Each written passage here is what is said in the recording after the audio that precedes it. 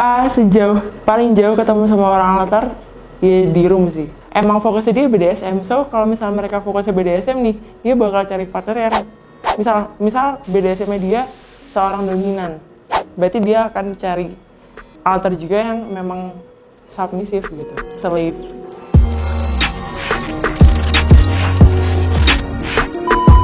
Kesalahannya itu ketika aku punya relationship, kadang itu masih ke bawah karena ngerasa nggak puas, ngerasa nggak cukup sama satu cowok. Aku pengen dipeluk, even itu bukan sama cowokku.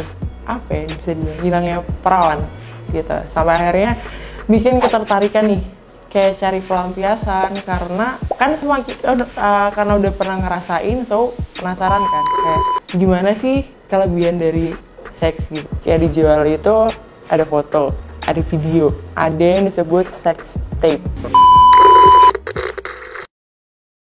Nama aku bisa dipanggil aja Kay. Saya umur 21, asli Jogja dan tinggal di Jogja. Kesibukannya aku kerja jadi barista. Barista? Oke. Awalnya itu pasti panjang ya sampai sekarang. Ada penyebabnya gitu loh. Berawal dari hilangnya bisa dibilang hilangnya perawan gitu. Sampai akhirnya bikin ketertarikan nih, kayak cari pelampiasan karena kan karena udah pernah ngerasain, so penasaran kan kayak gimana sih kelebihan dari seks gitu, maksudnya di hal lain gitu, dari sisi lain. Sampai akhirnya aku cari-cari dan bahkan aku join altar pertama kali justru malah bukan dari Twitter kayak kebanyakan orang sekarang. Aku pertama kali join altar itu dari Instagram. Banyak orang nggak tahu bahwa di Instagram tuh bahkan ada altar juga gitu. Dan berawal dari situ, terus akhirnya bikin account rame dan nyaman, nemu kenyamanan di altar itu. Tapi sempet vakum juga buat beberapa lama, sampai akhirnya join lagi ke Twitter dan nemu lagi kenyamanan itu. Konteksnya kenyamanan itu, aku otomatis altar itu sisi lain ya dari kita di real life. Jadi kita bisa doing everything, ngungkapin semuanya yang bahkan kita di real life tuh sembunyiin. Di real life kita nggak bisa ngomong, itu kita bisa ngomong semuanya se-frontal-frontalnya gitu loh, tanpa harus ada orang yang tahu, tanpa kita harus takut nih ada yang tahu gini. Ada sih ketakutan tapi nggak terlalu cenderung ke sana. Yang penting kita bisa ngelampiasin aja gitu. Itu sih. Kalau untuk aku pribadi, orientasiku bukan ke uang. Jadi di altar itu bukan yang cari uang terus ngonten lah gitu, enggak. Aku lebih ke cari perhatian ke cowok. Pokoknya pengen diperhatiin gitu loh. Jadi carinya ke cowok-cowok kayak gitu. Kalau di awal itu aku nggak berani share foto. Kalau sekarang bisa dibilang orang NSFW, not safe for work. Nggak berani kayak gitu karena mikirnya, wah aku masih nggak berani nih nge-share badannya sendiri gitu kan. Terus akhirnya cuman ini dulu di awal itu cuman foto-foto dari Pinterest, foto-foto biasa, nggak ada unsur, bahkan nggak ada unsur 18+. Tapi memang suka nge-repost akun-akun yang 18+, yang couple kayak gitu. Terus akhirnya kan mengundang orang kan. Dari situ akhirnya sekarang berani nge-post dikit-dikit. Nah, perhatian yang aku cari itu kayak aku tuh suka jujur aja ya pribadi, aku tuh suka buat dipeluk. Jadi kayak suka cari perhatian tuh loh, pengennya dipeluk apalagi begitu doang. Tapi nggak semuanya diiyakan. Jadi kayak cuma cari perhatian, mancing orang. Ketika orang udah kepancing, aku nggak akan mengiyakan gitu. Jadi cuman ketika aku narik orang tuh kayak, wah ini ada yang perhatiin aku gitu. Tapi ketika mau diiyakin sama orang, belum tentu aku jadi ilfil sendiri gitu. Kecuali memang I have a relationship sama orang gitu. Atau orang itu mungkin udah kenal aku lama, itu baru bisa. To be honest banget ya, ini karena kayaknya ngaruh sama my real life gitu. Karena orang tua aku broken dan aku anak pertama yang gak deket sama bapaknya. Bapak kan bahkan punya dendam pribadi gitu loh sama bapak. Jadi kayak ketika aku sama cowok, ketika aku have relationship sama cowok, aku pasti bakal childish banget. Jadi kayak bisa manja banget, bisa pengen banget disayang gitu loh. Jadi ketika have relationship sama cowok pasti bakal bucin banget. Nah, ketika nggak punya relationship, nggak tahu dong harus ngebucin ke siapa, nggak tahu dong harus cari perhatian ke siapa, perlu ke siapa. So aku carinya di altar. Bahkan kesalahannya itu ketika aku punya relationship kadang itu masih ke bawah karena ngerasa nggak puas, ngerasa nggak cukup sama satu cowok. Itu ngomong perhatian aja teman. Tapi nggak sampai yang panjang gitu loh, cuman sometimes aku pengen dipeluk, even itu bukan sama cowokku. Ya karena balik lagi nggak bisa ngasih semua orang yang mau kasih secara fisik, karena bisa ditebak nih, mereka pasti tujuannya nggak cuma kasih itu, pasti mereka mengharap lebih dari aku, pasti kayak gitu. Jadi aku beruntungnya aku bisa nahan gitu loh, karena nggak bisa ngelakuin itu sembarangan. Paling jauh ketemu sama orang altar ya di room sih, dan itu paling just only cuddle. Nggak lebih, karena aku orangnya nggak bisa doing sex without feel. Jadi kalau emang sampai doing sex gitu berarti memang I have relationship gitu. Jadi kalau sama orang ketemu gitu ya cuman cuddle, peluk, just kasih perhatian aja gitu loh, kasih care, halus rambut gitu doang, nggak sampai doing sex. Oke, sebenarnya aku nggak jawab kebutuhan kamu berapa? Not really. Tapi menjawab kebutuhan aku akan peluk, akan perhatian gitu. Buat ketemu, kalau buat aku pribadi, buat ketemu tuh nggak gampang ya.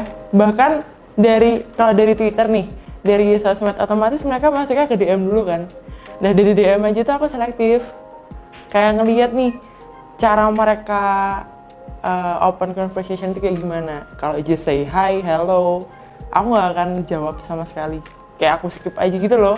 Tapi kalau mereka bisa bikin conversation yang menarik, aku bisa ngejawab, baru itu aku bisa mau ngejawab, bisa mau ACC request mereka. Terus kalau sampai ketemu tuh tahapnya bakal lama banget. Maksudnya butuh ngobrol dulu, butuh obrolan yang saling menjawab gitu loh, baru sampai akhirnya oh asik nih kayak orangnya. Terus kalau misal diajak jalan, oke, besok boleh ketemu, kayak gitu. Ngeliat orang jadi penting nggak buat kamu? Kenapa? Kamu mintain foto asli kayak jadi penting nggak buat kamu? Kalau foto asli aku nggak begitu merhatiin gitu loh, nggak terlalu yang lo harus tinggi, ganteng, putih, enggak. Yang penting obrolannya nyambung, pasti aku bakal mau ketemu. Kalau di dunia altar mungkin ini ya, aku jadi lebih nge-explore seks itu, ternyata banyak banget ya banyak banget dunia seks yang aku nggak ngerti, kayak fetish orang, terus BDSM. Bahkan aku nggak ngerti BDSM, sekarang aku I know gitu. Itu aja sih, jadi kayak lebih kayak edukasi gitu loh buat diri aku sendiri. Tapi kalau untuk pemuasan seksualku kayaknya enggak sih. Soalnya aku nggak mencari itu di altar gitu loh. Aku cuma cari perhatiannya aja. Kalau misalnya diperhatiin ya, altarnya tiap orang tuh mereka punya spesifiknya masing-masing. I mean ada yang di altarnya jualan, ada yang di altarnya cari partner, ada yang di altarnya FWB, ada yang di altarnya emang fokusnya dia BDSM. So kalau misalnya mereka fokusnya BDSM nih, dia bakal cari partner yang misal BDSM-nya dia seorang dominan, berarti dia akan cari alter juga yang memang submissive gitu, slave. Jadi kayak mereka punya connected masing-masing gitu loh, tergantung mereka di bagian apa tuh. Kalau di Twitter pasti di base, istilahnya base alter, mereka punya base sendiri-sendiri. Kalau sekarang kan kayak tiap kota pasti punya base masing-masing kan. Nah, altar juga punya base masing-masing tuh loh. Kayak gitu. Jadi biasanya kalau di altar, biasanya itu mereka cari mutualan dulu, dan mereka pasti sebut spesifik nih. Aku misal aku F itu maksudnya female ya. Terus mau cari mutualan mutualan male yang mau cari yang suka BDSM nih. Jadi dia sebut tuh kriteria. Otomatis nanti yang ngehit mereka yang memang sesuai kriterianya kan. Manifest itu kalau aku ngejelasin detailnya takut salah ya, cuman Manifest itu kalau misal di base kita kayak ke share di DM aja, terus nanti dari bot itu bisa diterusin ke jadi tweet kayak gitu. Nah tapi untuk base yang aku tahu mereka butuh dapat fallback gitu loh dari base buat bisa nge-manifest. Jadi nggak semua bakal di ACC. Nah nanti untuk yang dapat fallback itu otomatis dari adminnya. Jadi kayak manual gitu untuk fallbacknya. Gimana sih caranya tahu siapa yang dicari, siapa yang nyari itu gimana caranya? Padahal kan yang nge-tweet base, tidak ada jejak kan. Nah itu cara nyarinya gimana? Nah itu termasuk cara anak-anak alter ya. Mereka pasti punya identitas. I mean kayak gini. Kalau misalnya cewek, pasti dia entah di display name-nya, entah nanti di alpha-nya, mereka pasti kasih kode. Kayak misal F21 yang ada butterfly-nya. Jadi kan ada kan emoticon gitu. Mereka kasih emoticon masing-masing terus nanti mereka ada yang bilang juga ada di like yang ada butterfly-nya kayak gitu. Contohnya kayak gitu. Jadi maksudnya display name orang gitu kan biasanya nama doang toh. Nah itu mereka kasih emoticon gitu loh. Nah ketika mereka nge-manifest, mereka kasih identitas diri mereka masing-masing. Aku F yang namanya ada butterfly-nya gitu. Jadi nanti ketika dicari di like, mana sih akun yang ada butterfly-nya? Follow lah, berarti dia sendernya gitu. Kalau se-vulgar apa itu nanti, base itu mereka juga punya aturan ya. Jadi kalau nge-share foto pun harus disensor. I mean disensor tuh mukanya mukanya doang. Ya yang lainnya tergantung anaknya yang mau nge-share gitu kan. Cuman ketika nanti itu melanggar pasti ada yang komen buat minta di delete. Itu juga bisa buat minta di unsend gitu loh. Kayak gitu. Nah, untuk detailnya itu ya tergantung tadi mereka mau carinya apa. Misal mereka mau cari FFM yang mau, nanti bakal di-hitnya lewat DM dari spesifik yang mereka kasih tadi gitu. Terus dia bilang kalau ada yang jual konten. Jual konten apa sih di Twitter tuh? Yang aku tahu, kebanyakan yang jual konten tuh cewek, ya kan?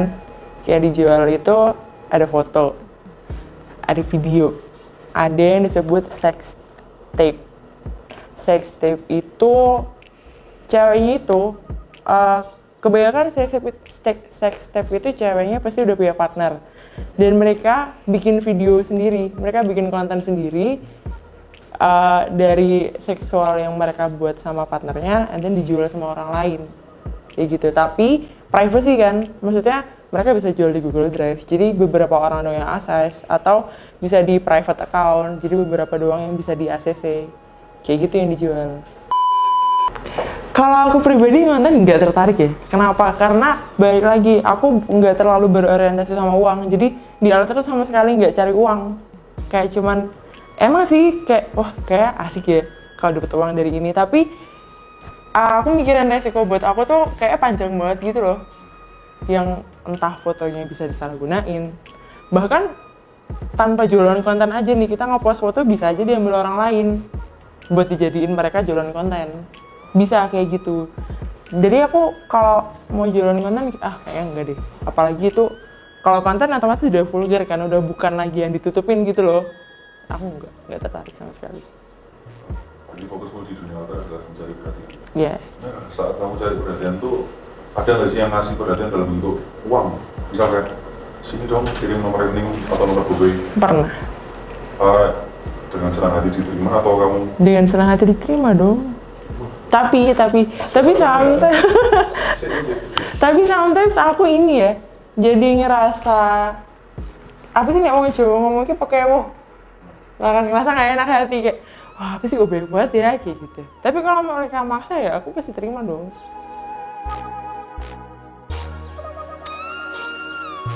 Balik lagi karena di real life itu nggak gampang ya, dan jelas-jelas avatar itu pasti sisi lain dari kita, sisi lain di yang kita nggak bisa ngomongin di real life. Jadi belum tentu di real life orang-orang tuh tahu kita tuh sebenarnya butuh ini. Justru bahkan kita nyembunyiin terus sebisa mungkin, kita nggak ngeliatin kalau kita tuh butuh, tapi kita di avatar kita tuh bener-bener nyari karena nggak semuanya tahu kita kayak gitu. Jadi bisa ngeluarin semuanya yang kita tahan di real life kayak gitu. Tapi lebih selektif karena ya pasti takut dong kalau ternyata yang ketemu kita di altar ternyata nggak jauh sama yang di real life. Makanya itu selektif. Nah kenapa nggak segampang itu minta di real life yang minta sama siapa gitu? Karena kan otomatis orang-orang terdekat kita kayak apa sih lo gitu. Iya kan? Itu sih yang aku pikir gitu.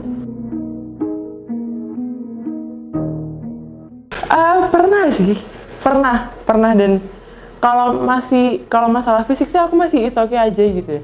Tapi kalau yang omongannya tinggi, terus ternyata di real life dia nggak mau keluar duit, bangsat banget sih itu. Kayak dia tuh cowok gitu loh, dia cuman ketahuan banget gitu. Maksudnya kayak kan biasanya kalau aku cari paretannya yang mau ketemu tuh karena aku ngajakin makan, ayo makan gitu, ayo cari makan, cuma sekedar gitu doang. Terus yaudah ayo guys atau ayo nonton gitu. Kalau yang mau nonton itu kayak otomatis bills on dia ya gitu, dia yang ngebayarin. Tapi itu cuma keluar makan aja, bahkan cuma ketemu dia nggak mau ngeluarin duit sama sekali. Maksudnya kayak lo nggak mau ngeluarin duit tapi udah jelas dia bakal pengen ngebet ke aku gitu loh, pengen cari kelebihan dari aku. Nah terus kalau aku udah tau kayak gitu, wah big no sih kalau buat nextnya.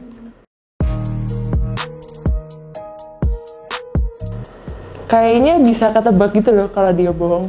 I mean foto-fotonya, terus kalau udah mau ketemu juga pasti bisa dipastikan kan. Kayak aku kalau lihat bohong atau enggak lihat juga dari akunnya. Aku nggak mau ketemu sama akun yang nggak aktif. Jadi kalau akunnya sepi, kayak followersnya nggak ada, aku nggak mau. Otomatis kebanyakan yang nggak ada followers nih, pasti dia send fotonya fake. Send foto ke aku tuh pasti fake, bukan foto dia. Soalnya ketika dimintain foto lagi, pasti beda. Dan nggak bisa foto yang live gitu, maksudnya barusan gitu, enggak. Kau pernah nggak sih yang ketemu seseorang di dunia outdoor yang sampai akhirnya ketemu, terus akhirnya jadinya hubungan sama orang itu? Pernah. Sampai pacaran? Iya. Wow. Boleh ceritain, kenapa kamu yakin sama yang satu itu? Ini random banget ya buat aku yang sebenarnya susah gitu nge-ACC orang gitu. Terus waktu itu ada satu DM nyasar gitu. Terus kayak menarik, aku ngebales dan ternyata dia bukan orang Jogja, nggak satu domisili sama aku. Dan selama di DM sama pendekatan itu, aku nggak expect kalau dia tuh sama sekali nggak pernah ngebahas about sex, sama sekali sedikit pun. Even akunku tetap kotor gitu ya, dia nggak pernah nyenggol sama sekali gitu loh sama akunku. Terus aku percaya dong sama dia dan nyambung obrolannya sampai akhirnya pindah ke sosmed yang lain. Terus makin deket sampai akhirnya ketemu dan have relationship sama dia, dan itu lumayan bertahan lama. Tapi ya sama aja, akhirnya di belakang juga dia tetap nanyain tentang seks. Menurut kamu itu jadi masalah gitu? Kaget aja. Kalau masalah sih enggak. Sebenarnya malah penasaran nih orang kok bisa ya gitu nahan. Emang orangnya bener-bener baik atau emang belum kelihatan, sampai akhirnya kelihatan ya udah. Ya udah tuh kamu tinggalin atau oke kita cocok. Ya it's okay aja karena aku udah punya feel sama dia kan. Jadinya udah jalan aja, kecuali aku belum punya feel sama dia, aku pasti nggak akan mau. Tapi perhatiannya sama dari awal udah berubah. Sama sekali nggak berubah. Jadi bener-bener bikin aku nyaman gitu. Jadi aku pernah ngerasa useless banget pakai altar karena apa sih aku tuh ngalter mulu, apa sih yang dicari gitu. Bahkan sampai lupa sama real life, maksudnya lupa sama real life tuh keasikan jadi aku di sisi lain. Karena apa-apa sama orang lain bahkan gak aku kenal gitu. Itu dulu waktu di Instagram sebelum pindah ke Twitter kan. Terus akhirnya padahal itu ya kebetulan akunku selalu rame kan, followersnya udah banyak gitu. Di Twitter aku delete account, di Instagram aku delete account. Terus udah lumayan lama, dan itu gatel banget tangannya, pengen bikin akun lagi, tapi sebisa mungkin aku tahan gitu loh. Kayak nggak deh, aku nggak bisa ngantuin semua orang lain gitu. Sampai akhirnya aku putus sama cowokku, terus ya udah balik lagi ke Twitter buat cari pelampiasan lagi. Jadi penyesalannya itu karena otomatis kebergantungan kan, dan itu susah buat ngelepas itu. Tapi ketika mau balik tuh gampang banget. segampang sampai sekarang. Kamu bilang followersmu banyak. Dengan followersmu banyak di akun alter itu kamu merasa terkenal nggak sih? Apa kamu merasa bangga malahan? Bangga enggak, terkenal juga enggak, tapi aku seneng karena otomatis banyak yang bisa interaksi sama aku. Itu yang bikin aku seneng. Kalau bangga enggak, cuman gak nyangka aja bisa serame itu. Kamu yang di real life ini dengan kamu yang di alter, lebih berharga yang di alter atau yang di real life? Ya kalau berharga jelas di real life. Maksudnya di alter itu jelas-jelas kita ngeluarin sisi yang emang disembunyiin di real life kan. Jadi kayak cuman ya udah sih, kayak kita ibarat kalian punya second account cuma buat ngebacot gitu loh. Nah tapi kebetulan alter itu ngebacotnya berhubungan sama seksual kayak gitu, karena ada kebutuhan yang harus dipenuhin. Nah yang aku butuhin tuh perhatian yang nggak aku dapat di real life. Tapi kalau ditanya lebih benar gimana, ya jelas real life dong. Maksudnya kayak aku ntar keluar dari alter ya udah, yang penting real life ku aman gitu. Kalau yang aku tahu ya, yang aku tahu sampai sekarang tuh di Twitter itu ketika mereka udah terkenal, mostly yang udah terkenal tuh pasti mereka udah sampai jualan konten, udah sampai open jasa CC atau LC gitu. Nah, yang jelek dari mereka pasti karena mereka merasa terkenal, jadi mereka bisa seenaknya sama orang. Ketika mereka udah di DP, mereka bisa lari tuh. Sering dong kayak gitu, di DP terus dibohongin kayak gitu. Tapi ada juga yang ketika mereka udah terkenal, terus akhirnya mereka ngerasa itu jalan mereka buat cari uang. Jadinya mereka justru makin apa ya? Makin gede gitu loh di Twitter, bahkan sampai expo. Kalau misalnya kalian tahu expo itu mereka open jasa tapi sampai keliling kota. Sampai pindah kota gitu loh. Sampai kayak gitu ya, karena itu kayak mereka udah merasa itu job mereka gitu loh. Nggak sampai, bukan star syndrome, tapi justru malah dari keasikan sampai akhirnya mereka malah ngeluarin identitas aslinya. Sampai kapan lu dari pelatihan di alter? Sampai kapan kan? Gak tahu. Kayaknya sampai aku bakal nemuin partner yang akhirnya bikin aku berhenti lagi buat ngalter. Karena ini kan jatuhnya pelampiasan kan, karena aku habis putus.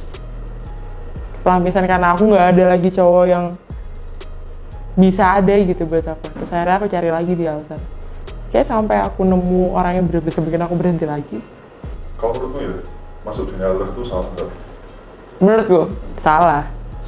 Aku bahkan bisa bilang itu salah. Kamu bergulat dengan rasa bersalah gitu? Sometimes. Okay. Karena ya itu tadi. Ngalter tuh jadi buang-buang waktu sebenarnya. Karena kita tuh kayak terlalu tenggelam gitu loh buat cari perhatian yang padahal nggak ada di nyatanya. Apalagi aku yang cari perhatian tapi nggak mau nemuin secara langsung gitu loh. Itu menurutku lumayan wasting time. Tapi ya udah. Kamu harus sebagai yang di dunia asli ini, yang di dunia alter, menurutmu sendiri gimana? Wah kok bisa gitu ya gitu. Aku nggak bisa pikir sendiri. Kayak kadang tuh sometimes kayak kelewatan ya aku. Kayaknya aku kok berani banget ya sampai kayak gitu sih, gak nyangka aja. Karena emang aku udah orangnya di real life tuh kan ada ya yang mereka mungkin pendiam di alter jadi liar, ada yang tadinya liar di alter makin liar gitu juga ada. Nah aku memang di real life tuh udah orangnya yang berani speak in public gitu loh. Jadi ketika di alter ya udah cuman ngeluarin sisi yang aku nggak bisa keluarin di ini aja. Kalau di real life nggak akan ngaruh apa-apa. Jadi udah tahu batasannya gitu loh. Yang harus aku batasi di mana buat jangan sampai ngubah lingkungan asli aku di real life. Gitu aja sih. Yang paling mengesankan, yang mengesankan kayaknya nggak ada sih. Cuman cerita-cerita lucu sih banyak banget ya. Dari alter yang lain, dari cowok-cowok yang berusaha ngehit cewek alter, ada yang cowok-cowok yang di depan kayak gimana, di belakang kayak gimana, itu ketahuan banget. Bahkan aku sering banget dapet cerita beberapa dari cowok nih, yang mereka nyeritain mereka mungkin pernah punya pengalaman open CC sama orang dan ceweknya itu, maksudnya aku akhirnya bisa ngeliat gitu loh sisi lain dari alter yang tanpa sepengetahuanku. Bahkan dari cowok-cowok alter yang lebih berpengalaman. Itu banyak banget. Dan itu lucu-lucu.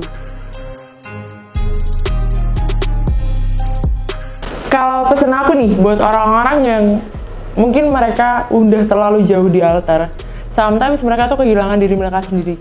Maksudnya dia jadi terlalu ngejar orang lain di altar yang bahkan mereka tuh nggak tahu real life-nya kayak gimana. Terus akhirnya ketipu, akhirnya mereka jatuh. Itu mereka baru bisa sadar kalau mereka udah jatuh. Padahal jatuhnya pasti udah bukan yang setengah tuh loh. Pasti jatuhnya udah jauh karena yang dia kejar tadi pasti nggak cuma minta ABCD, tapi sih minta-minta apa, terus akhirnya dia terlalu jauh. Nah, itu ini aja sih lebih sadar, lebih ngebuka mata gitu. Kalau itu tuh cuma ibaratnya kalian tuh halu gitu loh di altar tuh, bukan yang hidup nyata. Maksudnya kamu ketemu kenal sama orang yang kamu nggak tahu siapa, itu halu nggak sih? Yang kamu nggak tahu orangnya gimana, itu juga halu. Jadi kayak ya udah sadar aja gitu loh. Kamu mending boleh di sana, boleh cuma buat nyelesain fantasi kalian, selesain aja, tapi jangan ke bawah. Itu sih kalau pesan aku, karena kalau udah kejauhan nggak tahu sih mereka bakal keluar lewat mana.